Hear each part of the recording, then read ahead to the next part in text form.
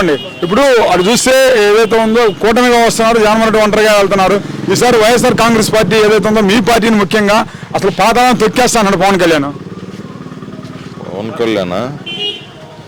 ఏం తొక్కేది? జనం అందరూ సంక్షేమ పథకాలు ఉంది, జగన్ గారికి ఓటేస్తారు.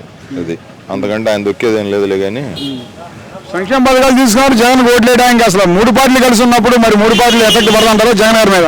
లేదు అదేం పడదు.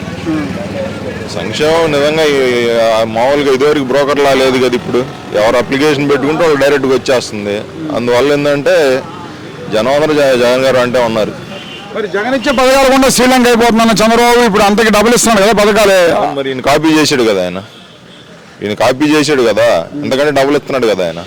మరి మొన్న శ్రీలంక అన్నాడు, ఇప్పుడు డబుల్ చేసి ఇప్పుడు మామూలుగా అయితే వైఎస్ఆర్ కాంగ్రెస్ పార్టీ ఒక పిల్లడికి ఇచ్చేది, ఆయన ఎంతమంది ఉంటే అంతమందికి ఇస్తా అన్నాడు.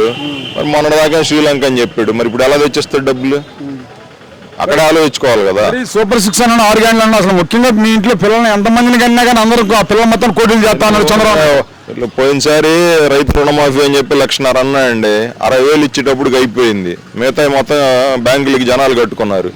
సూపర్ 6 కూడా అంతే, అంతకంటే ఉండదు.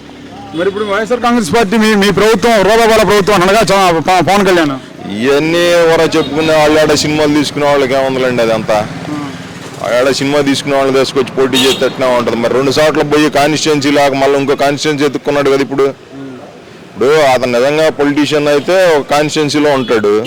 ఇప్పుడు ఏడో గాలికి వచ్చి గాలిలో పోయాడు, గాలిలో వేసాడు, మళ్ళా గాలిలోనే పోతాడు. అలాగా అది సినిమాలు తీసుకున్నవాడే మరి రేపు అసలు తొక్కేస్తాను జగన్ ఈసారి పాతాళం అంటున్నాడు. ఎవరో చెప్పుకోవటాలండి, వదిలేండి వాటి గురించి. మాట చెప్పండి, ఇప్పుడు మరి జగన్మోహన్ రెడ్డి గారు ఒంటరికి వెళ్తున్నట్టు 3 పార్టీలు కూటమిగా వస్తున్నాయి, ఎవరు ప్రభుత్వం ఏర్పాటు చేస్తారు? ఏమండి, జనం ఆల్రెడీ డిసైడ్ అయిపోయారు. దానికి ఎవరేం చెప్పేది కూటమా ఇంకోటి అనేది లేదు. ఇప్పుడు ఈయన ఒంటరిగా పోటీ చేసే శక్తి చేస్తున్నాడు. వాళ్ళ శక్తి లేదు కాబట్టి వాళ్ళు ముగ్గురు కలిసి వస్తున్నారు.